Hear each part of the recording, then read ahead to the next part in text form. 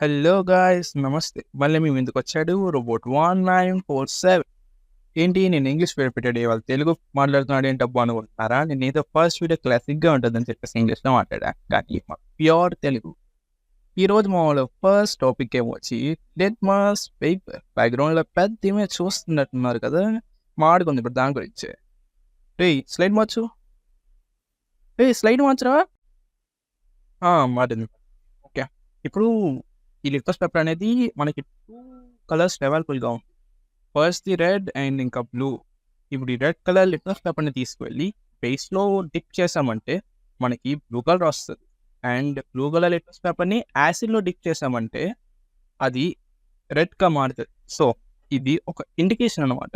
Like ఇప్పుడు మనం acid అనేది చాలా డేంజరస్. సో, మనం దాన్ని ముట్టుకోకుండా అది మనకి యాసిడా కాదో తెలియాలి అంటే బ్లూ కలర్ లిట్మస్ పేపర్‌ని ఎప్పుడైతే యాసిడ్‌లో డిప్ చేస్తామో అది మనకి యాసిడా కాదో చూపిస్తది.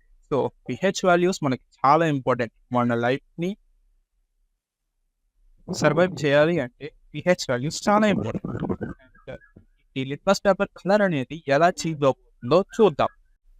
ఆ! అయితే ముందుగా ఆ విషయం తెలుసుకునే ముందు నిజంగా యాసిడ్‌లో ఏముంటది? యాసిడ్‌లో H+ అనే ఒక అయాన్ ఉంటది.